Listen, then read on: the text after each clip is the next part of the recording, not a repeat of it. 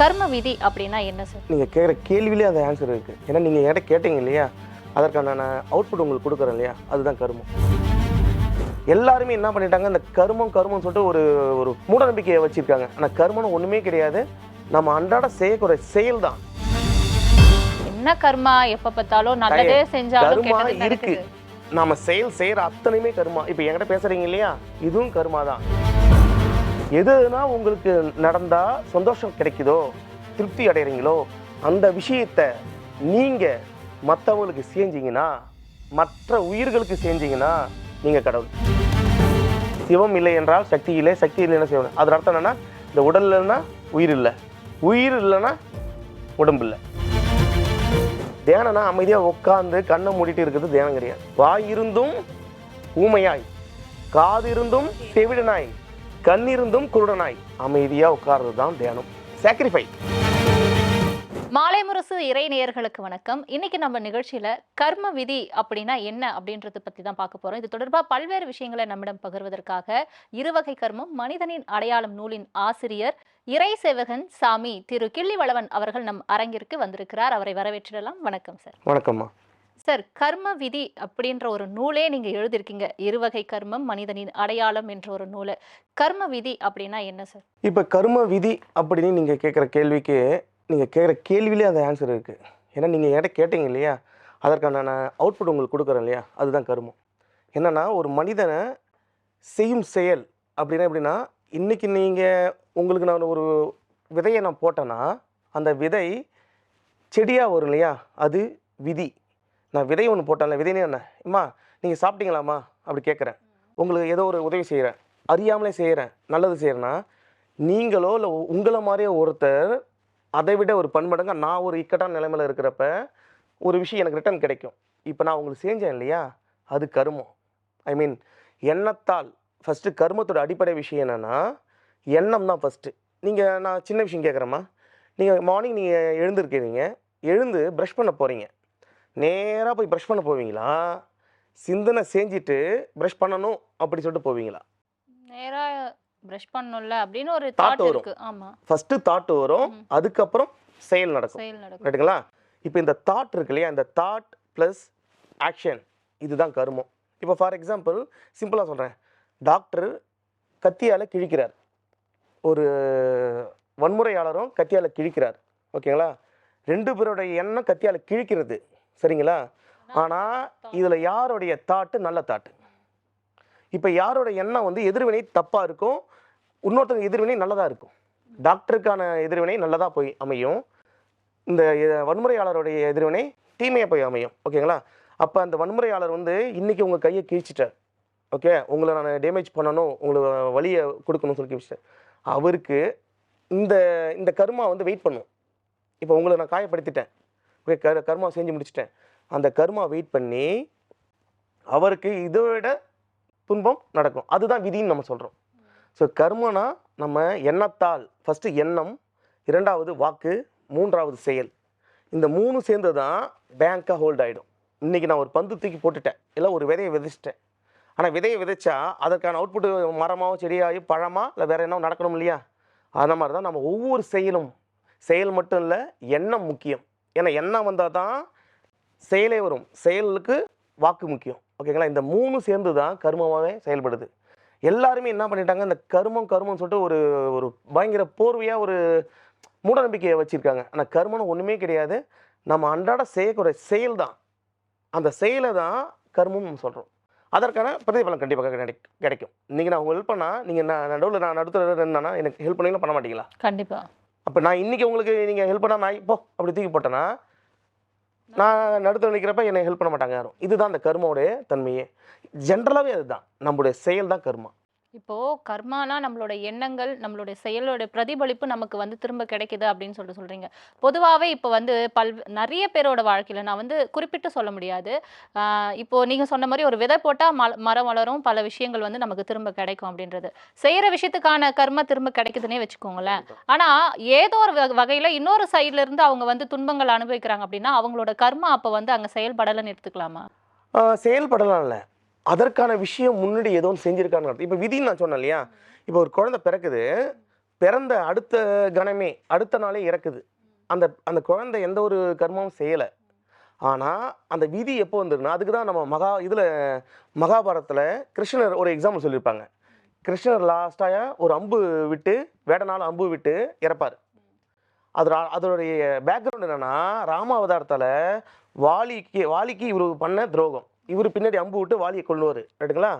அந்த விஷயம்தான் அவர் செஞ்ச கருமா இங்கே முடியுது. புரியுதுங்களா? அந்த விஷயத்தை தான் நம்ம முன்னோர்கள் இது கருமானா நீங்கள் முன்னாடி முடித்த கருமாவுக்கு அதோட விதியாக உங்களுக்கு வந்து அமையும். அப்போ ஒரு பிறந்த குழந்தை மறுநாளே இறக்குதா, அப்போ அதுக்கான பெண்டிங் மீன் அந்த கருமா என்ற ஒரு ஃபார் எக்ஸாம்பிள் சிம்பிளானா ஃபியூச்சர், பாஸ்ட், ப்ரெசென்ட். இப்போ நீங்க சொல்றத வச்சு பார்க்கும்போது இந்த பூர்வ ஜென்மத்துல நம்ம செஞ்ச ஆமாம். விஷயங்கள் அப்படின்னு ஆக்சுவலி நீங்கள் எடுத்துக்கலாமா? ஜென்மம் சொல்கிறத விட நான் எப்படி சொல்லுவேன்னா, இப்போ நீங்களும் ஒரு ஆன்மீகத்தில் இருக்கீங்க, நானும் ஒரு ஆன்மீகத்தில் இருக்கேன். இங்கேயே நம்ம இங்கே உட்காந்துருக்கோம். அந்த தாட் எண்ணங்கள் ஆன்மீகம் என்னன்றதுனால நீங்கள் நானும் இப்போ உரையாடுறோம். ரைட்டுங்களா? இப்போ நான் ஆன்மீகத்தில் நான் வேறு விதத்தில் இருக்கேன், அரசியல் இருக்கேன், நீங்கள் ஆன்மீகத்தில் இருக்கீங்க, உட்காந்து நம்ம உரையாடுவோமா? ஆடமாட்டோம். அப்போ இந்த எண்ண அலைகள் அங்கே போய் ஒன்று சேரும். இந்த அதிர்வெண் இருக்குதுன்னு நம்புறீங்களா? எலக்ட்ரோ மேக்னெட்டிக் கண்டிப்பா இருக்கு. இருக்குங்க. அந்த அதிர்வெண்ணு தான் நம்ம என்னென்னா ஜென்ரலாகவே நாம் ஒரு டிவைஸ், ஒரு கம்யூனிகேஷன் டிவைஸ். ஓகேங்களா? இந்த பிரபஞ்சத்துக்கும் இந்த பூமி இந்த வெட்டவெளி இதுக்கு எல்லாமே கம்யூனிகேஷன் நடக்குது. நீங்கள் திங்க் பண்ணி பாருங்கள். இதுக்கு ப்ரூஃபே நான் சொல்லுவேன். நீங்கள் மனசார டேய் இவன் காலே பண்ணல பார் அப்படி நினச்சிருப்பீங்க. அதுக்கு மறுநாள் கால் பண்ணியிருப்பான். டேய் நேத்தானே அவனை நினச்சேன் சொல்லுவீங்க. இது எப்படி? அக்கா நீ வருவேன்னு நினச்சேன், ஆனால் இப்போ வந்துட்டாக்கான்னு சொல்லுவீங்க.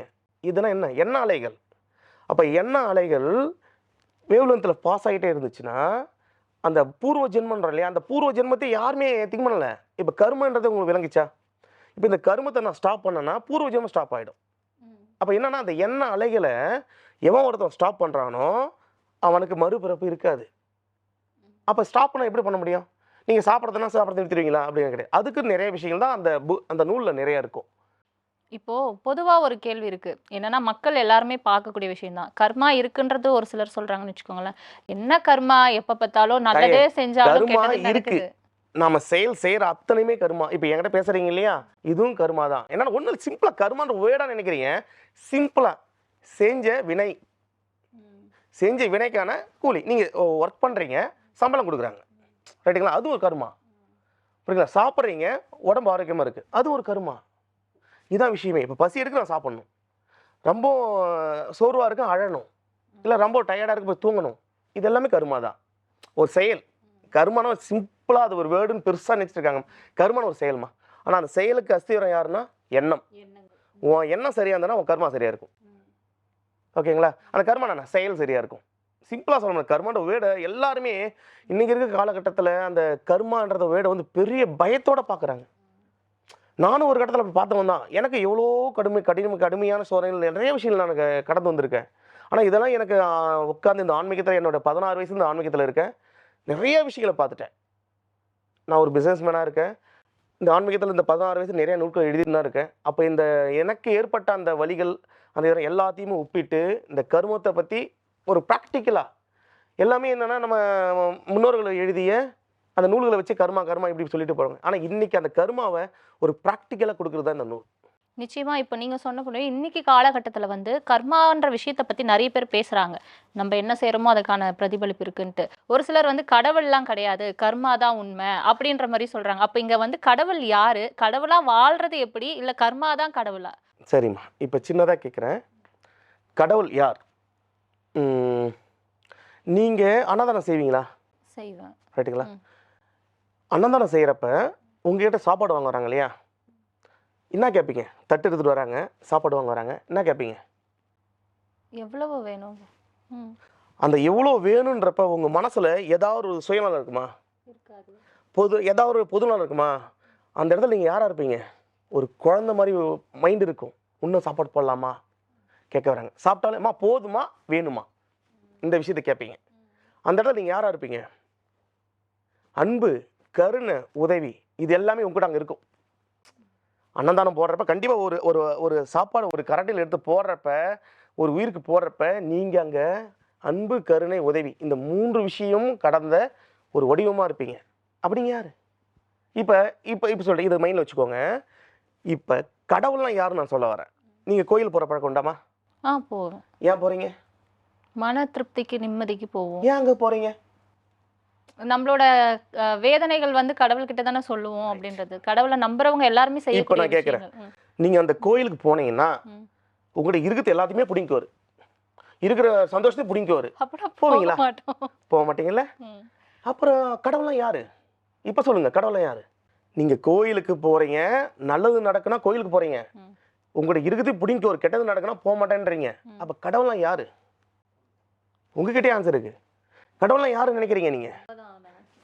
இல்ல தாயே, கடவுள்னா யாருன்னு கேட்குறேன். இப்போ ஒன்றும் இல்லம்மா, இப்போ ஏசிடான்னா கூலிங்காக காற்று வரும்னு சொல்லுவீங்க, ஓகேங்களா? கேஸ் ஸ்டவ்னா எரின்னு சொல்லுவீங்க. இப்போ கடவுள்லாம் யாரு? அந்த வடிவத்தை கேட்குறேன் நான் கேட்கவே இல்லை. கடவுள்லாம் இப்போ நான் மைண்டில் வச்சு நீ சொன்னது தான். அந்த கோயிலுக்கு நீங்கள் செயல் தான் வந்து இல்லை தாயே, கரெக்டாக புரிஞ்சுங்க. கோயிலுக்கு போகிறீங்க, நல்லது நடக்குதுன்னு. அதே கோயிலுக்கு போகிறீங்க, நீ இந்த கோயிலுக்கு போனால் உன்கிட்ட இருக்கிறது எல்லாத்தையும் பிடிக்குவேன், உனக்கு கெட்டதான் நடக்குன்னா கோயிலுக்கு போக மாட்டேன்றீங்க. அப்போ கடவுள்லாம் யாரு?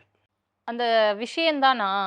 நல்லது நடந்தா கடவுள் அப்படி சொல்றீங்க, நன்மை மட்டும் நடந்தா கடவுள்ன்றீங்க இல்லையா? இப்போ அதே கடவுள் ரூபத்தில் இங்கே சாப்பாடு போடுறீங்க, என்ன செய்கிறீங்க? சுயநலம் கிடையாது. உணவு போடுறப்ப நீங்கள் கண்டிப்பாக நீங்கள் உணவு போடுங்க, எனக்கு கூட ஒரு உணவு கொடுங்க, கொடுக்குறப்ப சுயநலமாக வராது. அந்த இதில் நீங்கள் ஒரு தாயாக இருப்பீங்க, ஒரு குழந்தையாக இருப்பீங்க, புரியுதுங்களா? அந்த இடத்துல எந்த ஒரு ஈகோ இருக்காது, எந்த ஒரு செல்ஃபிஷ் இருக்காது, எதுவுமே இருக்காது. அப்படி நீங்கள் அன்னம் போடுவீங்க. அப்போ சுயம், அந்த ஒரு அகங்காரம் எதுவுமே இல்லாத தான் கடவுள். இப்போ கடவுளை நீங்கள் அதோட வடிவம் எப்படின்னா, இப்போ நல்லது நடந்தால் கடவுள் போகிறீங்களே. இப்போ சிம்பிளாக கேட்குறேன், உங்களுக்கு அம்மா சாப்பிட்டீங்களா கேட்குறேன், சந்தோஷமாக இருக்குமா? நீங்கள் சந்தோஷப்படுவீங்களா? அம்மா வீட்டிலலாம் நல்லா இருக்காங்களா கேட்பேன். அம்மா எதனா பைசா எதனா தேவைப்படுதாம்மா அது கேட்குறேன், சந்தோஷப்படுறீங்களே. இப்போ அதே நான் ஆப்போசிட்டாக கேட்டால் கஷ்டப்படுவோம், கோவம் வரும், கஷ்டப்படுவீங்க. இப்போ கடவுளாம் அங்கே நல்லது செஞ்சால் கோயிலுக்கு போகிறீங்க, ரைட்டுங்களா? கெட்டது நடக்குன்னா போக மாட்டேன்றீங்க. இப்போ உங்களுக்கு நல்லது நடந்தால் சந்தோஷப்படுறீங்க இல்லையா?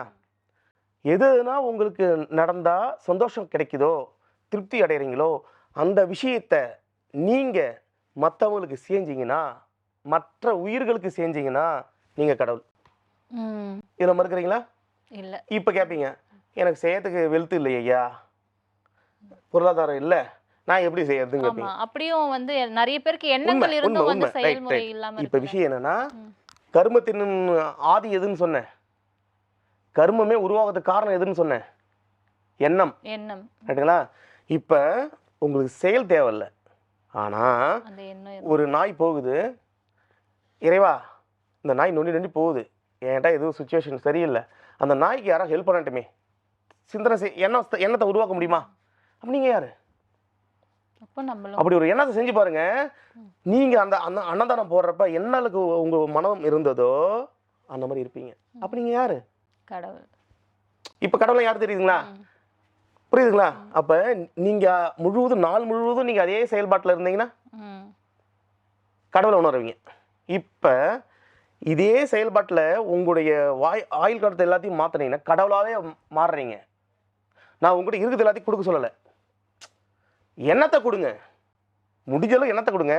சாப்பிட்றீங்கன்னா ஒரு பருக்கை எடுத்து ஏதோ ஒரு காக்கைக்கோ இல்லை ஏதோ ஒரு எறும்புக்கோ வைங்க, மனசார வைங்க. மனம் தான் இன்னைக்கு. நீங்கள் எவ்வளோ பொருளாதாரம் கொடுத்தாலும் அதெல்லாம் கிடையாது, புரியுதுங்களா? அப்போ கடவுளாக வாழறதுனா நீங்கள் உங்களுக்கு பிடிச்சது எதுவோ, எப்படி இருந்தால் உங்களுக்கு சந்தோஷம் கிடைக்குமோ அந்த விஷயத்தை மற்றவங்களுக்கு செய்யுங்க. செய்ய முடியலையா எண்ணத்தை விதைங்க, நீங்கள் கடவுளாகிடுவீங்க, கடவுளாக வாழ முடியும். இப்போ நிறைய பேர் வந்து சிவன் இல்லை என்றால் சக்தி இல்லை, சக்தி இல்லைன்னா சிவன் இல்லை அப்படின்னு சொல்றாங்க இல்லையா? அதுக்கு உங்களோட பதில் என்ன?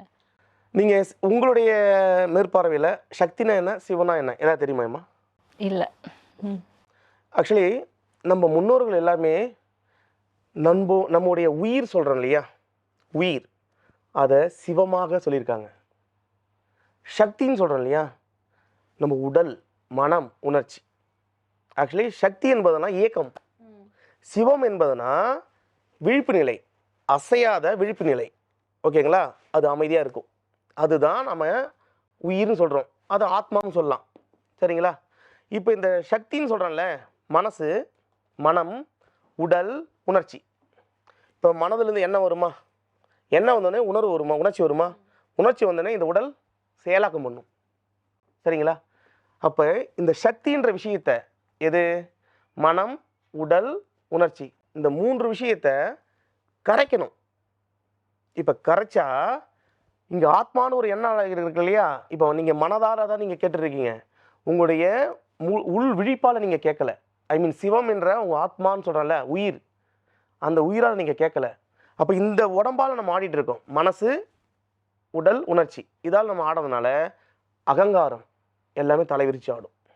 எப்ப நம்ம வந்து அத அமைதியாக்கி, அமைதியாக இவன் விழிப்பான். யாரு? சிவம். ஐ மீன் நம்ம உயிர். நாம எதுக்கு பொறந்தோமோ, அந்த உயிர் விழிக்கும். அந்த உயிர் என்ன பண்ணும்னா, இப்போ ஒண்ணும் இல்ல. எக்ஸாம்பிள் உங்க மேரேஜ் ஆயிடுச்சாம்மா? இல்ல. அப்பா, அம்மா இருக்காங்கல்ல. இப்ப அம்மா வந்து வீட்ல வேலை செஞ்சுட்டே இருப்பாங்க. கொஞ்சம் திட்டிட்டு இருப்பாங்களா? ஏதோ பேசிட்டு இருப்பாங்க. இப்ப அம்மா வந்து அமைதியா போயிட்டு உட்காந்துட்டாங்கன்னு வச்சுக்கோங்க. அப்பா என்ன பண்ணுவாரு? நான் அமைதியாயிட்டேன். என்ன பண்ண அவரு ஆக்ஷன் பண்ண ஆரம்பிப்பார். அப்ப அம்மாவுக்கு தேவையான அம்மா கேட்டு செய்யறத கூட அப்பா எல்லாத்தையுமே விருப்பப்பட்டு ஓடி ஓடி செய்வார். சக்தின்ற உடம்பு அமைதியாயிடுச்சுன்னா சிவம் என்ற உயிர் என்ன பண்ண ஆக்டிவேஷன் நடக்கும். ஏன்டா கம்முன்னு ஆயிடுச்சு உடம்பு? இப்போ நான் என்ன பண்ண அப்போ இணைவு நடக்கும். அப்போ உங்க பிறப்புக்கான விஷயம் நீங்க பிறந்தீங்களே அப்போ ஆட்டோமேட்டிக்காக அங்கே செயலாக்கம் பண்ணும். இதுதான் சிவம் இல்லை என்றால் சக்தி இல்லை, சக்தி இல்லைன்னா சிவம். அதோட அர்த்தம் என்னன்னா இந்த உடல் இல்லைன்னா உயிர் இல்லை, உயிர் இல்லைன்னா உடம்பு இல்லை. இது அர்த்தம். ஸோ இதை எல்லாருமே இந்த வடிவத்தை பெரிய சக்தி தப்பு கிடையாது, நான் தப்பே சொல்லலை. ஏன்னா அதெல்லாம் வந்து ஒரு primary LKG, UKG, first and second standard வரை. ஆனால் உண்மையான அர்த்தம், ஆக்கப்பூர்வ அர்த்தம் என்னன்னா சிவம் என்பது நம்முடைய ஆன்மா, சக்தி என்பது உடல், மனம், உணர்ச்சி. இந்த 3ஐயும் கரைத்தால் சிவம் வெளிப்படுவான். சிவம் வெளிப்பட்டா உங்க பிறப்புக்கான அர்த்தம் அத்தனை நடக்க ஆரம்பிச்சிடும். இப்போ தியானம் அப்படின்னா என்ன சார்? உங்களோட பார்வையில தியானம் அப்படின்னா என்ன? நீங்க எதனா தியானம் பண்ணியிருக்கீங்களா? சும்மா நார்மலா யோகா கிளாஸ் போயிருக்கேன். ஆனா பெருசா வந்து ஈடுபாடோட செஞ்சது கிடையாது. போயிருக்கீங்களாம்மா? எதுக்காக நீங்க போனீங்க? மன தியானம் அமைதிக்காக போனது. அதிகமா யோசிக்க கூடாது அப்படின்றதுக்காக போனது. கர்மம் எல்லாம் சொல்லிட்டு கர்மனா ஒண்ணுமே இல்லைன்னு சொன்னீங்களே, எதுக்கு யோசிக்கிறீங்க? அது நமக்கு இருக்கும்ல. இப்ப சொல்ற கேட்டுக்கோங்க. ம். நம்மளுடைய ம். ஆர்கன்லே ரொம்ப டேஞ்சரான ஆர்கன் எது சொல்லுங்க?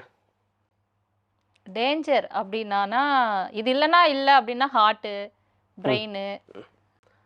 இதால டேஞ்சர் நடக்குமா? டேஞ்சர்னா இப்ப நான் அந்த ஆர்கனால இவரு என்ன திட்டுவாரா? நீங்க என்ன திட்டுவீங்களா? வாய், நாக்கு, ஓகே, வாய் வாய் இது நாக்கு இன்க்ளூடிங். ஓகேங்களா? அடுத்தது பார்வை, அடுத்தது கை ஆக்ஷன் அடிக்கிறது. சரி, அடுத்தது எனக்கு தெரிஞ்சு இது 3. காது. காது. தவறான விஷயங்களை இப்போ கேட்கறது. ஒண்ணும் இல்லம்மா, ம். நீங்க இந்த காதை பொத்திக்கோங்க. இப்ப நீங்க டெஃப், பிளைண்டு. ம். என்ன அறிய முடியுமா? அவரு அறிய முடியுமா? இந்த உலகத்தை அறிய முடியுமா? முடியாது. ஆனா பார்வையில அப்சர்வ் பண்ணலாம். இல்ல தாயே, ம். பிளைண்டு, காதும் கேட்காது. ஓகே. ஓகே. இந்த உலகத்தை நீங்க அறிய முடியுமா? முடியாது. கோபம் வருமா? வராது. அழுக வரும், பசி எடுக்கும், தூக்கம் வரும். இது பிறவியில வந்தது. சரிங்களா? அப்ப டேஞ்சரஸ் ஆர்கன் கேட்டிங்கன்னா இந்த காது, இந்த கண்ணு. சரிங்களா? இப்போ ஒரு நான் பாட்டு போடுறேன். பாட்டு போட்டா பார்த்துட்டு ஆடுவீங்களா, கேட்டுட்டு ஆடுவீங்களா? கேட்டுட்டு தான் ஆடுவோம். ரைட்டா? இப்போ நான் உங்களை திட்டுறேன். கோவம் கேட்டவொடனே கோவம் வருமா? பார்த்தவொடனே கோவம் வருமா? கேட்டாதான் கோவம். ரைட். அப்போ ரொம்ப ரெடிகுலஸ் ஆர்கன் எது? காது. ஓகே.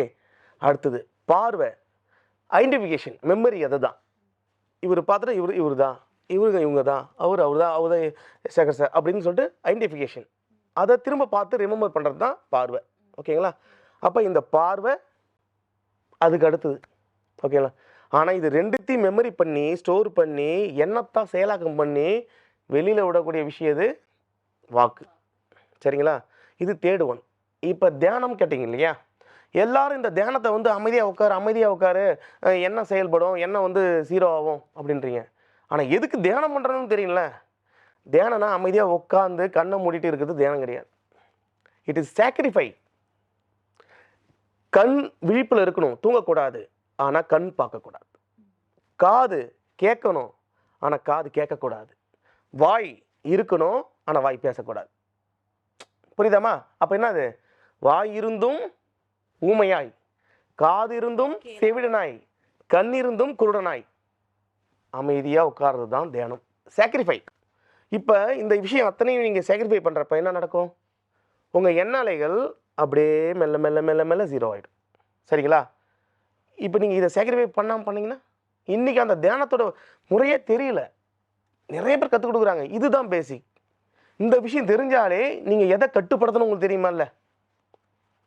அப்போ நம்ம கேட்பதை சரியாக்கணும், பார்ப்பதை சரியாக்கணும், அதுக்கு பேசுறதை சரியாக்கினாலே உங்கள் எண்ண அலைகள் ஜீரோ ஆகிடும். சரிங்களாம்மா? ஒன்றும் இல்லை, சிம்பிளாக கேட்குறேன். இப்போ நான் வந்து ஒரு வன்முறையாளன், வெட்டுறேன் குத்துறேன் தான் பேசின்னு இருக்கேன். நீங்கள் என் கூட இருக்கீங்க, ஒரு 10 நாள் ட்ராவல் பண்ணுறீங்க.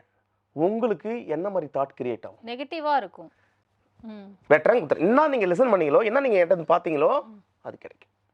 அப்போ இந்த விஷயத்த அப்போ கேட்காம இருப்பது, பார்க்காம இருப்பதா நல்லது? எண்ணம் நல்லது இல்லை, எண்ணங்கள் ஜீரோ ஆகிடும். இதுதான் தியானத்தின் வழிமுறையே. அப்போ தியானம் என்பது நான் அத்தனை ஆக்டிவேஷனில் இருக்கிறத சாக்ரிஃபை பண்ணணும். இதுதான் தியானம். இப்போ நீங்க வந்து இருவகை கர்மம் மனிதனின் அடையாளம்ன்ற ஒரு புக்கை எழுதியிருக்கீங்க இல்லையா? முதல்ல எந்த நோக்கத்துக்காக அந்த புக்கை எழுதுனீங்க? அதில் இருக்கக்கூடிய மைய கருத்துக்கள் என்ன? ஒன்றும் இல்லைம்மா, இப்போ நீங்கள் வந்த உடனே கர்மனா உனக்கு இருக்கான்னு கேட்டீங்க என்கிட்ட. ஓகேங்களா? இந்த கேள்வி ஒரு காலத்தில் எனக்கே இருந்துச்சு. எனக்கு நான் 16 வயசில் நான் எக்ஸாமுக்காக படிக்கிறேன். திடீர்னு நான் எனக்கு எதுவுமே தெரியும், பேசவே மாட்டேன், நான் வாயிலா பூச்சி. ஓகேங்களா? அப்போ எக்ஸாமுக்காக படிக்கிறேன். திடீர்னு எனக்கு மயக்கம் வருது. மயக்கம் வந்து எழுந்து பார்க்குறேன், இந்த உலகத்தில் அத்தனை விஷயங்களும் அப்படியே புலப்படுது. இப்போ உயிர்கள்லாம் இதான், அன்புனா இப்படி தான் காட்டும், எல்லா உயிர் சமம் அப்படி ஒரு விஷயம் எல்லாம் புலப்படுது. அப்போ இந்த மாதிரி புலப்படப்போ அப்போ மனுஷோட வாழ்க்கைனா என்ன, அத்தனை விஷயம் என்னுடைய ஓட்டங்களா அன்னையிலேருந்து ஓட்டம் இன்னை வரைக்கும் ஓடின்னு தான் இருக்குது. தேடல் நிறையா இருக்குது. அது இந்த பிரபஞ்சம் சொல்லணும்னா, இந்த இறைவன் சொல்லணும்னா எதுவும் சொல்லுவோம் தெரியாது. ஆனால் ஏதோ ஒரு ஏக்கம் என்னை இயக்கி கொண்டிருக்கு. ஓகேங்களா? அப்போ அந்த சமயத்தில் தான் அத்தனை விஷயத்தையும் நான் தேடும்போது இந்த கர்மனா என்னன்னு சொல்லிட்டு ஆராய்ச்சி பண்ணேன். இந்த கர்மத்தின் விளைவு இதெல்லாம் அடிப்படையில் நடக்குது. இதெல்லாம் பார்க்குறப்ப நம்ம திருமந்திரம் நிறைய நம்மளோட சாஸ்திர நூல்களை படிக்கிறப்ப அதில் வந்து சஞ்சித கர்மா, பிராப்த கர்மா, ஆகமி கர்மா இப்படின்னா சொன்னாங்க. சரி, இதையும் தாண்டி நான் போகணுமே சொல்லிட்டு இன்னும் ஆராய்ச்சி பண்ணுறேன். அப்போ ஆராய்ச்சி பண்ணுறப்ப தான் இயற்கையாகவே மனிதன் பிறக்கும் பொழுது வரக்கூடிய அத்தனை செயலும் இயற்கை கர்மா. மனிதனால் உருவாக்கப்பட்ட அத்தனை விஷயங்களுமே செயற்கை கர்மா. இந்த 2 கர்மா தான் இருக்குது. ஏன்னா நம்ம பிராப்த கர்மா அதெல்லாம் விட்டுருங்க, அது நமக்கு இப்போ தேவையில்லை. நம்ம ஏன்னா இன்றைக்கி இருக்கிற ஜென்ரேஷனுக்கு நான் ஷார்ட்டாக கற்றுக்கணும். நான் இன்றைக்கி ஷார்ட்டாக, அதனால தான் இன்றைக்கி ஆன்மீகம் வந்து ஒரு பெரிய பிம்பமாக இருக்குது. இது ஷார்ட்டாக கற்றுக்கிட்டா இப்போ நீங்களே இத்தனை வருஷமாக இருக்கீங்க, நீங்களும் படித்தவங்க எல்லாமே இருக்கீங்க, கர்மனை என்னன்னு அப்படின்னு ஒன்று இருக்கான்னு கேட்குறீங்க. ஆனால் நீங்கள் எல்லா விஷயம் செஞ்சிட்ருக்கீங்க. சொல்ல அப்போ கர்மத்தை நீங்கள் செய்கிறீங்க. கர்மனை ஒன்று நம்ம செயல் செஞ்சுக்கிற வினை, இதான் விஷயம். அப்போ ஒரு மனிதன் இப்போ என்னன்னா, நம்ம இயற்கையை விட்டுட்டு பிறக்கிறப்ப நம்ம என்ன பண்ணுறோம்? பிறக்கிறப்ப நம்ம ஃபஸ்ட்டு வாங்க தின்னது, உலகத்து அம்மா வயிற்றுலேருந்து வெளியே வந்தோடனே வாங்க தின்னது பார்க்குற பார்வையா, மூச்சு. நாம் போகிறப்ப எதை விட்டு போகிறோம்? மூச்சு. இதெல்லாம் காசு கொடுத்து வாங்கணுமா? இல்லை, இயற்கை. ரைட்டுங்களா? அப்போ பிறக்கிறப்ப இயற்கையாக வந்தது அழுகை, பசி, தூக்கம். ஓகேங்களா? இது இயற்கை. அப்போ இந்த விஷயத்தை எல்லாத்தையும் நாம் இன்றைக்கி இந்த பிரபஞ்சம், இந்த பஞ்சபூதங்களால் ஆன இந்த உடல், ஓகேங்களா, எல்லாத்தையுமே மறந்துட்டோம். சிம்பிளாக திங்க் பண்ணி பாருங்கள். நீங்கள் ஒரு 20 வருடம் 30 வருடத்துக்கு முன்னாடி நான் கேட்டிருந்தேன் ப்ரஷ் பண்ணீங்கல்ல, 20-25 வருடத்துக்கு முன்னாடி எதால் நீங்கள் ப்ரஷ் பண்ணியிருப்பீங்க? திங்க் பண்ணி பாருங்கள். 25 வருஷத்துக்கு முன்னாடி பிறக்கல. சரிங்கம்மா. இல்லை இப்போ 20 வருஷத்துக்கு முன்னாடி கூட இருந்தோன்னா என்னன்னு ஆராய்ச்சி பண்ணி பாருங்கள். நம்ம வேப்பங்குச்சி, இந்த சாம்பல், கறி இந்த மாதிரி பண்ணியிருப்போம். ரைட்டுங்களா? இது இயற்கை தாயே. ஆனால் காலங்கள் உருண்டோட என்னாச்சு? வேப்பங்குச்சியால் பல்லு விளக்கக்கூடாதுன்னு நாங்கள் தூக்கி போட்டோம். சாம்பலில் பல்லு விளக்கக்கூடாதுன்னு தூக்கி போட்டோம். அந்த கறி அதெல்லாம் பல்லு விளக்கக்கூடாதுன்னு தூக்கி போட்டோம். ஒன்றை கொடுத்தான், ப்ரஷ்ஷால் பல்லு விளக்கு, அதுக்கு பேஸ்டால் பல்லு விளக்கு அப்படின்னா பல வகை. ரைட்டுங்களா? இப்போ இந்த ப்ரஷ்ஷு, பேஸ்ட்டு இதெல்லாம் நம்ம பல்லு விளக்குறோம். ஆனால் இதுக்கு மூலாதாரம் என்ன? அன்றைக்கி இயற்கையாக கிடச்சிது, பைசா தேவையில்லை, நான் மட்டும் செடியை உடைச்சா பல்லு விளக்கணும் தூக்கி போட்டு போயிட்டே இருந்தோம். இன்றைக்கி ஒரு மனிதன் உருவாக்கிட்டான், நம்மளை அடிமைப்படுத்திட்டாங்க. ஐ மீன் செயற்கை கர்மா. இப்போ அந்த பேஸ்ட்டு, டூத் டூத் ப்ரஷ்ஷு இதெல்லாம் வாங்குறதுக்கு பணம் வேணும். அந்த பணத்துக்கு நம்ம என்ன பண்ணுறோம்? என்ன கர்மத்தை செய்கிறோம்? பணத்தை சம்பாதிக்கிறோம், ஓடுறோம். ஓகேங்களா? அப்போ கர்மம் செய்கிறீங்களா? பணத்தை சம்பாதிக்க ஓடுறோம். பணத்தை சம்பாரிச்ச உடனே டூத் பேஸ்ட் வாங்குறோம், ப்ரஷ்ஷை வாங்குறோம். ரைட்டுங்களா? யாருக்கா ஒருத்தருக்காவது இந்த இயற்கை கொடுத்த மரத்தை பற்றி ஃபீலிங் இருந்துச்சா? இயற்கை கொடுத்த சாம்பலை பற்றி ஃபீல் இருந்துச்சா? வீட்டில் இருக்கிற உப்பை பற்றி ஃபீலிங் இருந்துச்சா? இல்லை. இப்போ ஒரு மனிதன் உருவாக்குற செயற்கை கர்மா தான். பணமே ஒரு செயற்கை கர்மா தான். உண்மைங்களா? பணம் என்பது அது அத்தியாயம் என்ன? நம்பிக்கை அடையாளம் தான். நம்பிக்கை காகியம் தான் பணம். ரைட்டுங்களா? அதுவும் செயற்கை கர்மா தான். புரியுதாம்மா? அப்போ இந்த மாதிரி சின்ன விஷயம் தான். அப்போ நம்ம இந்த மாதிரி எத்தனை விஷயத்துக்கு போகிறோம்?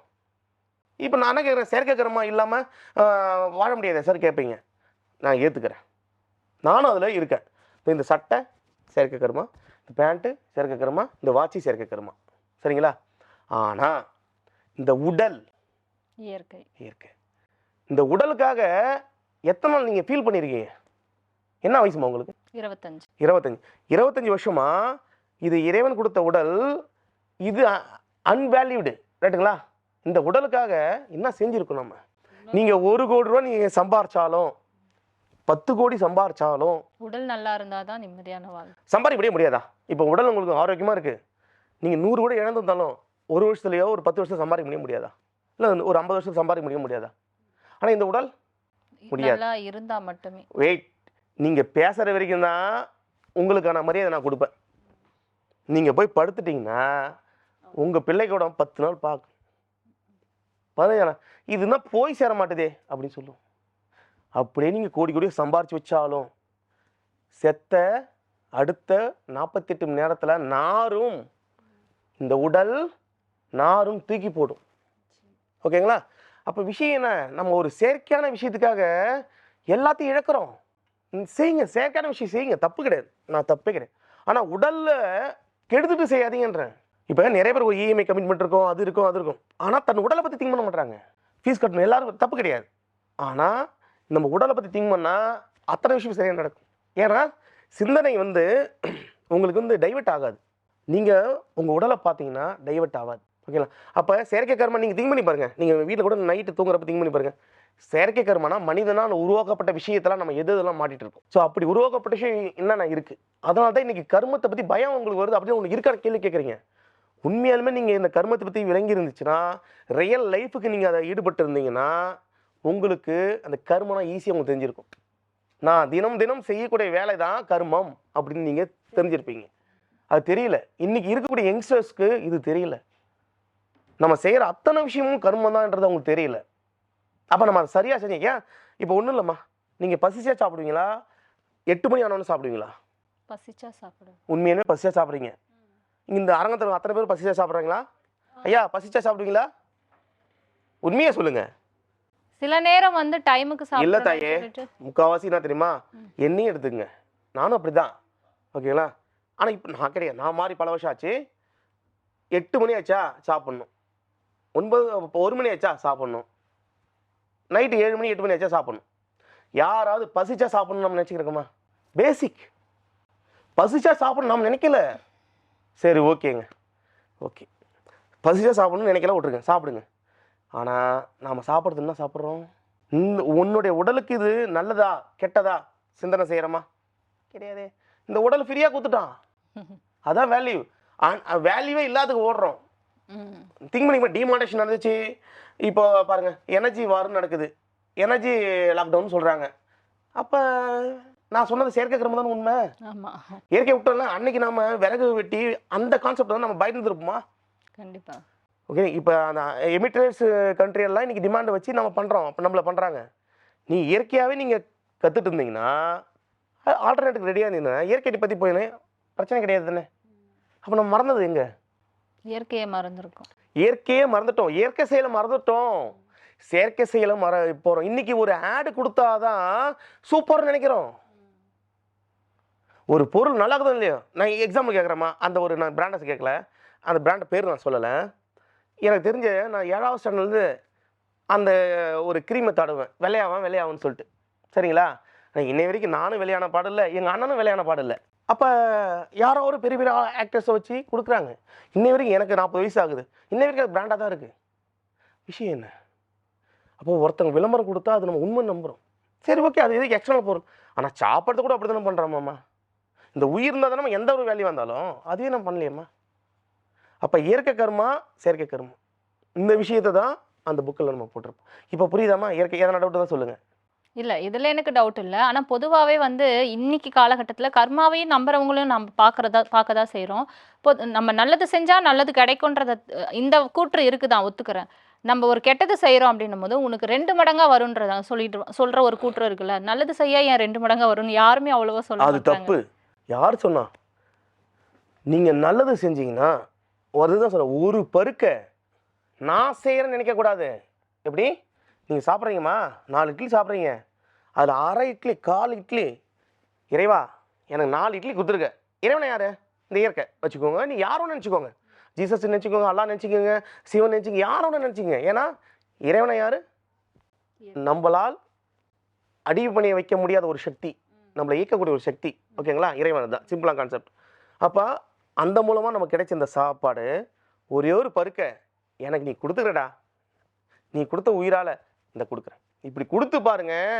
ஏன்னா நீங்கள் அங்கே நான்ன்றதை கொடுக்கல, நான் தானே பண்ணுவேன் அப்படின்னு நீங்கள் தர்மம் செஞ்சால் கூட தர்மத்துக்கு நீங்கள் கொடுக்குறீங்களா, அந்த சமயத்தில் ஒரு வேவ்லென்த் நடக்கும், அது உங்களுக்கு நல்லது நடக்கும். ஆனால் கடைசி வரைக்கும் அந்த நல்லது நடக்குமான்னு தெரியாது. ஏன்னா நான் கொடுக்குறேன் என் காசு, அப்படி கொடுத்தா அதுன்னு அர்த்தம் ஆணவம். ஆணவத்தால் கொடுக்கக்கூடிய சேவை கூட தவறு. அன்பால் கருணையால் கொடுக்குற சேவை மட்டும்தான் உண்மை. அப்போ அன்பு கருணை இதெல்லாம் என்ன, நீங்கள் அவங்ககிட்ட சமர்ப்பணம் ஆகணும். இந்த விஷயத்தை நீங்கள் ஒரே ஒரு பருக்க கொடுத்தாலே அது உங்களுக்கு தெரியாது, அது உங்களை அறியாமலே நடக்கும். ஏன்னா இந்த பிரம்மச்சத்தில் உங்கள் வேவ்லென்த்து ஒரு லெவலில் இருக்கும். நீங்கள் அப்படி கொடுத்தீங்கன்னா அப்போ ஆட்டோமேட்டிக்காக நீங்கள் இறைவனாக இருப்பீங்க, உங்களுக்கான விஷயம் நடக்க ஆரம்பிச்சிடும். இது உண்மை. நீங்கள் நல்லது மட்டும் இல்லை, கெட்டதும் அப்படி தான், நல்லதும் அப்படி தான். ஆனால் மனம் இப்போ கெட்டது பண்ணுறீங்கள, ஆணவத்தோடு கெட்டது பண்ணுவீங்க, சுயநலத்தை கெட்டது பண்ணுவீங்க. ஆனால் நல்லது பண்ணுறதுக்கு பொதுநலம் வேணும், அங்கே நலனே இருக்கக்கூடாது. உனக்கு கொடுத்தோம், நான் என்ன சொல்லிட்டேன், எல்லாத்தையும் கொடுங்கன்னு சொல்லவே இல்லை. ஒரு நாள் முடிஞ்சால் கொடு, இல்லையா கொடுக்கறதுக்கு உடனே இப்போ சாப்பிட்றதுக்கு உடனே ஃபுல்லாகுதா, இறைவா அந்த உயிருக்கு யாராவது சாப்பாடு கொடுங்க இறைவா சொல்லு, அதுவே பெரிய புண்ணியம். இதை தான் நான் சொல்கிறேன். இது பண்ண முடியல இல்லை. அப்போ உங்களுக்கான விஷயம் நடக்கும். இதை வேணால் செஞ்சு பாருங்கள், ஒரு 5 நாள் செஞ்சு பாருங்கள், உங்களுக்கு ஆட்டோமேட்டிக்காகவே அது நடக்குதா இல்லைன்னு பாருங்கள். என்ன மாதிரி படுனாலையும் மனசார உங்களுக்கு நல்லது நடந்தால், அந்த விஷயத்து நல்லது உங்களுக்கு தோணுதுன்னா அந்த விஷயத்தை மற்ற உயிர்கள் நீங்கள் செய்யணும் இல்லை ஒரு சிந்தனை செய்யுங்க, உங்ககிட்ட அத்தனை அழுத்தம் கிழுத்தம் எல்லாமே போயிடும். அதுக்கு அடுத்த நாளே உங்களுக்கு நல்லது நடக்க ஆரம்பிச்சிடும். இதுதான் அதோட தன்மை. இறுதியா ஒரு கேள்வி என்னன்னா, மனிதர்கள் வந்து கர்மா அப்படின்ற விஷயத்தை பற்றி அச்சம் கொள்றது காரணம் என்ன? இப்போ ஃபார் எக்ஸாம்பிள் பார்த்தீங்கன்னா, இப்போ நீங்களே கேட்டீங்க கர்மாவுன்னு இருக்கான்னு. ஏன்னா உங்களுக்கு பயம் இருக்குது. கர்மா பற்றி ஐயோ இப்படி நடந்துருமோ அப்படி நடந்துருமோ பயம் இருக்கா? பயம்ன்றதுனால அந்த கேள்வி கிடையாது.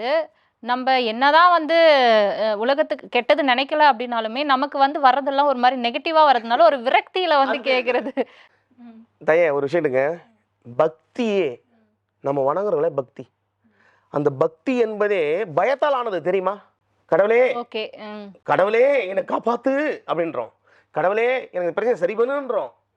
இதெல்லாம் அகங்காரமா விரக்தியா? பயம். பயம் தான் மூலாதாரம். ஓகேங்களா? நீங்க என்ன திங்க் பண்ணி பாருங்க, அத்தனை விஷயத்துக்குமே பயம். குளிரும், சட்டையை கண்டுபிடிச்சான், பயந்து போய் சட்டையை கண்டுபிடிச்சான், புழுங்குது, ஐயோ அது விரக்தியிலான ஒரு வித பயம். சரிங்களா? பயம் தான் மூலாதாரமா. அதுக்கப்புறம் அந்த ஆக்சுவலி இந்த பயம் நிறைய நன்மைகள் செய்யும், நிறைய தீமையும் செய்யும். ஆனா நம்ம எந்த அளவுல அதை நம்ம வச்சுக்கிறோன்றது பொறுத்து தான். ஸோ அப்படி இந்த கர்மம் வந்து எல்லாருமே எதிர்பார்க்கறது என்னன்னா, ஐயோ நான் என்னென்னு முன்னாடி செஞ்ச பாவம் போல இருக்கு, என் விதி போல இருக்கு அப்படின்னு நினைக்கிறீங்க. ஆனால் இந்த கர்மத்தில் நம்ம செஞ்சு இப்போ நான் சொன்ன சிம்பிளாக சொன்னல, உங்கள் மனசார ஒரு பருக்க வைங்க என்ன, அதை கூட வைக்க முடியலையா, மனசார நினைங்க என்ன. இப்போ இப்படி நினைச்சா நீங்கள் கடவுளாக இருப்பீங்க. ஒன்றும் இல்லை, இந்த மாதிரி கண்டிஷனில் நீங்கள் நினைக்கிறீங்க, நல்லதே நினச்சிட்டு வரீங்க, நீங்கள் ஏதாவது உங்களுக்கு அப்போஸ் பண்ண முடியுமா? உங்கள் மனம் வந்து குழந்தை மாதிரி மாறிச்சு, அன்பு இரக்கம் உதவி இந்த இதில் இருக்கீங்க, எதையாவது நீங்கள் சுயநலமாக பண்ண முடியுமா? இல்ல. அப்படி பண்றோம் அப்படின்னாலுமே ஒரு குற்ற உணர்ச்சி மனசுக்கு வரும். ரைட். நீங்கள் குழந்தை உணர்வாக இருக்கீங்க, ரவோண்டு பட்டாலே பெரிய விஷயம் நினைப்பீங்க. ரைட்டுங்களா? இப்போ கர்மா எப்படின்னா, அதை எப்படி ஹேண்டில் பண்ணணுன்றத ஒரு ட்ரிக்கே தெரியல நிறைய பேருக்கு. அதை வந்து இன்றைக்கி வந்து அதை பல விதமாக பயன்படுத்துகிறாங்க. இப்போ இது கர்மாப்பா, இது விதிப்பா, அப்படி தான் நடக்கும், இதை பண்ணு அதை பண்ணு அதை பண்ணு அப்படின்றாங்க. ஒரு சிம்பிளான விஷயம், நான் உங்களை அடிக்க வரேன், சரி அடிப்பா இப்படின்ட்டீங்க, நான் என்ன பண்ண அடுத்தது? இவன அடிக்க சொல்லிட்டாங்கன்னு சொல்லிட்டு யோசிப்போம். ஓ என்னடா இவன் எவ்வளோ லட்சம் தாங்காம போல இருக்கு, அப்போ நான் அடிக்க எதுக்கு நான் அடிக்கணும்? ஓகே, சிம்பிளான விஷயம் புரிஞ்சுங்க. நீங்கள் உங்களுக்கு தெரியும் நிறைய கருமத்தை செஞ்சுட்டு இருப்பீங்க, கெட்டது நடக்குது. நீங்கள் அக்செப்டன்ஸ் கொடுக்கல. I am ready to accept, நான் அதை ஏற்றுக்க தயாராக இல்லை, நீங்கள் எகுத்து போராடுறீங்க. அப்போ என்ன ஆகும்? அங்க வந்து ஒரு உங்கள் வாதியார் ஸ்கூலில் அடிப்பார், கை அடிப்பீங்க, அடிச்சுனே இருப்பார், சார் அடிங்க சார், ஒரு அடியில் விட்டுருவார். இதை அப்போ என்ன, நீங்கள் சரண்டர் ஆகலை, சமர்ப்பணம் ஆகலை. அப்போ உங்களுக்கு ஒரு விஷயம் ரொம்ப துன்பத்தில் இருக்கீங்களா, அப்போ அமைதியாக உட்காந்துட்டு ஓகே நான் ஏற்றுக்கிறேன், ஏதோ நடந்திருக்கு நான் ஏற்றுக்கிறேன், பண்ணுங்க நான் பார்க்குறேன். எப்படின்னா நான் பார்க்குறேன். என் பையன் நான் அடிக்க போவேன் கோவத்தில், அவன் எதாவது கோவப்பட்டான் அடிக்க போவேன், அடிப்பா நான் அடிக்க மாட்டேன். அது அர்த்தம் என்ன? அவன் அக்செப்டன்ஸ் பண்ணிட்டான் அவன் தப்பை. அப்போ தப்பை அக்செப்டன்ஸ் பண்ணிவிட்டு சரண்டர் ஆகணும். சரண்டர் ஆகிட்டா அந்த கர்மா விலகிடும். நீங்கள் நம்ம அந்த கர்மத்துக்கு வந்து எல்லாருமே வந்து ஒரு இருக்கக்கூடிய அந்த துன்பத்திலே அவன் வந்து அவன் வாழ்க்கையை மாற்றி பண்ணிகிட்ருக்கான். ஆனால் அதை எப்படி நம்ம டேக்கிள் பண்ணுறணும் அப்படின்றத யாருக்கும் தெரியல. அது ஒரு ரகசியமே என்னென்னா, நீங்கள் எது நடந்தாலும், நல்லது நடந்தாலும் கெட்டது நடந்தாலும், இப்போ பாருங்கள், உங்களுக்கு கோவம் வருதா, கோவம் தானே வருதா, நான் பார்க்குறேன். உங்களை நீங்கள் பார்க்கணும். ஒரு விஷயம் சொல்லிட்டோம்மா, உலகத்திலே வெல்லக்கூடிய நபர் யார்? நீங்கள் வெல்லக்கூடிய நபர் யார்? ஜெயிக்கணும், யாரை ஜெயிக்கணும்? நான் ஜெயிக்கக்கூடிய, நம்மளை விட பலசாலி, அந்த மாதிரி தான் யோசிக்கணும். உலகத்தில் பார்க்கக்கூடிய நபர் நீங்கள். நம்மளே ஒரு வாட்டி பார்க்கணும். என்னைக்கு நீங்கள் உங்களை பார்க்குறீங்களோ, நான் யாருன்ற விஷயம் உங்களுக்கு தெரிய வரும். ரைட்டுங்களா? என்னைக்கு நாம் நம்மளை பார்க்க தவறுறோமோ, எப்படின்னா அவர் சொல்லிட்டாரு செஞ்சிருவோம், நீங்கள் சொல்லிட்டீங்க செஞ்சிருவோம், இவர் சொல்லிட்டாரு செஞ்சிருவோம், லாஸ்ட் என்ன நடக்கும்? உங்களுடைய அறியாமல் விதையாக போய் அதை தான் செஞ்சிட்ருப்பீங்க, அறுவடை பண்ணிட்டுருப்பீங்க. அப்போ லாஸ்ட் வரைக்கும் நீங்கள் உங்களை பார்க்கல. இதுக்கு ஒரு எக்ஸாம்பிள் சொல்கிறேன். சில பேர் சுயநலமாக என் குடும்பம் எனக்கு தான் பணம் அப்படி நினைப்பாங்க. அவங்க பார்த்தீங்கன்னா அந்த பணம் சார்ந்த விஷயம் அவங்க எது நினைக்கிறாங்க அந்த விஷயத்தில் ஜெயிச்சிட்டே போவாங்க, அடுத்த பற்றி கவலைப்பட மாட்டாங்க. ஏன்? அது சுயநலம்னு சொல்லுவீங்க, ஆனால் அவரு அதில் ஒரு விஷயம் அவங்களோட சந்தோஷத்தை அவங்கள மட்டும் அவங்க பார்த்துக்கிறாங்க. சரிங்களா? அப்போ யாரையும் பார்க்கக்கூடாதா? பார்க்கலாம். நான் சொன்னேன் முன்னாடி நம்மளை பார்த்துட்டு பார்க்கணும். எப்படின்னா நீ யாரு? இப்போ நான் யாருன்றப்ப என்னோட கெட்ட குணம் என்கிட்ட வரும், நல்ல குணம் என்கிட்ட வரும், எல்லாத்தையும் அனலைஸ் பண்ணுவேண்ணா. சரிங்களா? அப்போ எது எனக்கு வேணுன்றதை நான் என்னையே பார்க்குறேன். இப்போ ஒன்றும் இல்லைம்மா, நீங்கள் உங்களை நான் பார்க்குறேன், உங்களோட தப்பு ரைட் எல்லாத்தையும் உங்கள்கிட்ட ஐடென்டிஃபை பண்ணுவேண்ணா. ஏம்மா இதெல்லாம் தப்புமா, இதெல்லாம் ரைட்டுமா, இதை மட்டும் எடுத்துக்குமான்னு சொல்லுவேண்ணா. அப்போ நீங்கள் உங்களே நீங்கள் பார்த்தீங்கன்னா நம்மளும் அந்த போல் வந்து சரி பண்ண நல்லதை மட்டும் நீங்கள் எடுத்துப்பீங்க. அப்போ ஒரு மனிதன் எப்பொழுதுமே தன்னை பார்க்கணும், தன்னை ஜெயிக்கணும், வேற எதுவுமே ஜெயிக்க தேவையில்ல. தன்னை ஜெயிக்கணுன்றது தன்னுள் இருக்கக்கூடிய அகங்காரம் அத்தனையுமே ஜெயிக்கணும். அதை ஜெயிச்சானா அவன் அடுத்த நிலை, வெளியில் அந்த அகங்காரம் சுத்தாது. அப்போ இந்த கருமத்துக்கு என்னன்னா அவன் தன்னை பார்க்க ஆரம்பிக்கணும். உங்களுக்கு எது நடந்தாலும், நீங்கள் நாளைக்கு கூட ஏதாவது ஒரு விஷயம் நடக்குதா, ஒரு மனம் சார்ந்த விஷயமா நடக்குதா, ஓகே உள்ள என்ட்ரு ஆயிடுச்சு, ஃபீல் ஆகுறீங்க, சக்குன்னு மூச்சை அப்படியே ஸ்லோவாக இழுத்து ஸ்லோவாக விட்டுட்டு, இந்த பிரச்சனை தானே, நான் உன்னை பார்க்குறேன்டா, இன்னும் அவனை பண்ணுடா. எக்ஸாம்பிள் சொல்கிறேன், இன்னும் அவனை பண்ணுடா, பார்த்துட்டே இருக்கேன், நீ இன்னும் அவனை பண்ணு அப்படின்னு. இப்போ இதுக்கு ஒரு சின்ன ஒன்று டாக்டிக் சொல்கிறேன். இப்போ அப்பா இருக்காங்க, உங்கள் அப்பா இருக்காங்க, அப்பா என்னை பார்த்துக்குப்பான்றீங்க. யாரு? அப்பா என்னை பார்த்துக்குப்பான்றீங்க. இங்கே இருக்கீங்க, உங்கள் அப்பா இங்கே இருக்காரு, இங்கே ஒரு விலங்கு ஏதோ ஒன்று வருது உங்களுக்கு கடிக்க, அப்பா என்ன பண்ணுவார்? வந்து தடுப்பார். பசிக்கு நழுவுறீங்க, அப்பா என்ன பண்ணுவார்? சாப்பாடு வாங்கி கொடுப்பாரு. மழை வருது, அப்பா என்ன பண்ணுவார்? நனையாமல் பார்த்துக்குவார். ரைட்டா? இப்போ இந்த விஷயத்த நமக்கு மேலே ஒரு சக்தின்னு இருக்கும், அதை நம்ம இறைவன் சொல்கிறோம். ஏதோ ஒரு விஷயம் இருக்குது, ஆனால் நமக்கு மேலே ஒரு விஷயம் இருக்குது. சரிங்களா? இப்போ எல்லாம் நீ தாண்டான விட்டுறீங்க. யார்கிட்ட? இன்னைக்கு இறைவன் நினச்சா இறைவன், ஜீசஸ் நினச்சா ஜீசஸ், அல்லா நினச்சா அல்லா, புத்தர் நினச்சா புத்தர், கிருஷ்ணா நினச்சா கிருஷ்ணா, சிவன் நினச்சா சிவன், அவர்கிட்ட விட்டுறீங்க. எப்பா ஈஸ்வரா எல்லாம் நீ தான், எதுவும் என்னது கிடையாது. ஆனால் உண்மையை சொல்லுங்கள், இந்த உடல் உங்களுடையதா, உயிர் உங்களுடையதா, ஏதாவது எடுத்துமா போகிறோமா? எதுக்கு நமக்கு இம்மா ஆட்டம்? திங்க் பண்ணி பாருங்களேன். நம்ம சிந்தனை வந்து எவ்வளோ இதுவாக அந்த செயற்கை கிரமால அடங்கியிருக்கு பாருங்கள். செயற்கை கிரமால நம்ம எவ்வளோ விஷயத்தில் மாட்டிட்டு சிக்கி தவிக்கிறோம் பாருங்கள். சிந்தனை பண்ணால் நம்ம எதையும் எடுத்து போகல. இந்த உடல் நம்மளது கிடையாது. மூச்சு விட்ட மூச்சு உள்ளே வரலன்னா முடிஞ்சு போச்சு. அப்போ ஆட்டோமேட்டிக் செத்துட்டோம்னா தூக்கி 4 நாளும் 3 நாளும் எடுத்து எங்கேருந்து வந்து அங்கேயே அனுப்பிச்சி விட்ருவாங்க. இயற்கையிலேருந்து வந்து இயற்கைக்கு போயிடும். சரிங்களா? அப்போ அப்படின்றப்ப நாம் ஏன் அதை பண்ண மாட்டோம்? அப்போ இந்த உடம்ப, இந்த உயிரை எல்லாமே ஒன்று. இது ஏதோ வாட் எவர் இட் இஸ், ஏதோ ஒரு இமேஜினரி பாட்டை கூட வச்சு எதுவும் வச்சுக்கோங்க. ஆனால் உங்களுக்கு மேலே ஒரு இயக்கம் நடக்குது. அது இந்த எலக்ட்ரோ மேக்னெட்டிக் ஃபோர்ஸாக இருக்கலாம், இந்த ஆக்சிஜனாக இருக்கலாம், நெருப்பாக இருக்கலாம், தண்ணியாக இருக்கலாம், ஏதோ ஒன்று இருக்குது. சரிங்களா? அதுங்கிட்ட ஒப்படைங்க. அது சிவனா நினைங்க, ஏதோ ஒரு கடவுளாக நினச்சிக்கோங்க. அவங்ககிட்ட நீங்கள் ஒப்படைச்சிங்கன்னா, இப்போ அப்பாட்ட சொன்னால் அப்பா என்ன பண்ணுவார்? காப்பாற்றணும்ல. That is one of the tactics. அதுதான் நீங்கள் கருமத்தில் தப்பிக்கிறதுக்கான வழி. எதுவுமே நிதில்லடா, ஒன்னிதுடா. இப்போ சாப்பிட போகிறீங்க, எப்பா என்னது இல்லை ஒன்னிது. ஆனால் மனசார பண்ணணும். நீங்கள் செய்யலாமா இப்படி சொல்லிட்டாரு, மனதார நீங்கள் இறைவனாக வாழற மாதிரி அன்பு, கருணை, இரக்கம் இதெல்லாமே உங்ககிட்ட இருக்கணும். இந்த விஷயம்லாம் இருக்கிறப்ப என்ன மாதிரி கருமா வந்தாலும் அவங்ககிட்ட நீங்கள் ஒப்படைக்கணும். ஐ மீன் பார்க்க ஆரம்பிக்கிறீங்க, அவங்ககிட்ட சரண்டர் பண்ணுறீங்க. நன்மை நடந்தாலும் அவனுடையது, தீமை நடந்தாலும் அவனுடையது. ஓகே. ஸோ அப்போ உங்களுக்கு வலி இருக்குமா? இருக்காது. ஏன்னா என்ன பண்ணுறோம் நம்ம எல்லாருமே, தீமை நடந்தால் அவன் தானே செஞ்சுட்டான், நன்மை நடந்தால் அப்பா அப்படின்றோம். அந்த சுயநலமாக இருக்கிறதுனால தான் அந்த விஷயத்தை நம்ம ஏற்றுக்கிறோம். சரிங்களா? ஸோ இப்போ எல்லாத்தையுமே அவங்ககிட்ட ஒப்படைங்க. ஏன்னா உடலே அவன்து, உயிர் அவன்து. அவனா என்ன? ஏதோ ஒரு சக்தி. அதுக்கு நான் மூட நம்பிக்கை வளர்க்குறேன்னு மட்டும் நினைக்காதீங்க. நமக்கு மீறின ஒரு சக்தி, நமக்கு மீறின ஒரு ஆற்றல் அது இருக்குன்னா கண்டிப்பாக நம்ம இயக்குது. சரிங்களா? அப்போ அதுங்கிட்ட ஒப்படைங்க. இந்த டிவைஸ், திஸ் இஸ் டிவைஸ். எப்படி வந்து ஒரு செல்ஃபோனோ நாமளும் ஒரு டிவைஸ் தான் அப்படின்னு நினச்சிட்டிங்கன்னா உங்களுக்கு வரக்கூடிய என்ன மாதிரி கருமா வந்தாலும் தள்ளி போயிடும். ஏன்னா நீங்கள் ரெடியாக இருக்கீங்க. ஏன்னா நீங்கள் உங்களுக்கு அந்த பிடிச்சிக்கல. சிம்பிளாக நீங்கள் நினச்சிருப்பீங்க பாருங்கள், எவ்வளோ ட்ரை பண்ணியிருப்பீங்க, ஏதோ ஒரு வேலைக்கோ ஏதோ ட்ரை பண்ணியிருப்பீங்க. லைஃப்பில் எல்லாருமே ஒரு நடந்திருக்கும் அந்த மாதிரி.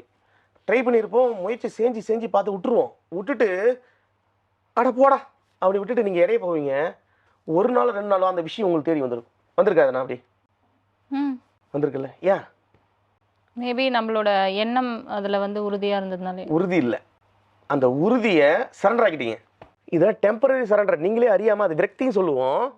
விரக்தியில் நீங்கள் விடுறீங்க. பிடிச்சிட்டு வந்து நான் பண்ணி காட்டுவேன், நான் செஞ்சு காட்டுவேன் அப்படின்னு பிடிச்சிட்டு வந்து நீங்கள் என்னாச்சுன்னா, நீங்கள் பிடிக்கிறப்ப உங்கள் இங்கே மனசில் இந்த இதயம் பக்கத்தில் இறுக்கம் வரும். ரைட்டா? அதை சார்ந்த ஒரு இது ஆறுனா இங்கே வயிற்று பக்கத்தில் பயம் வரும். சரிங்களா? தூங்கியதோட பயம் வரும்.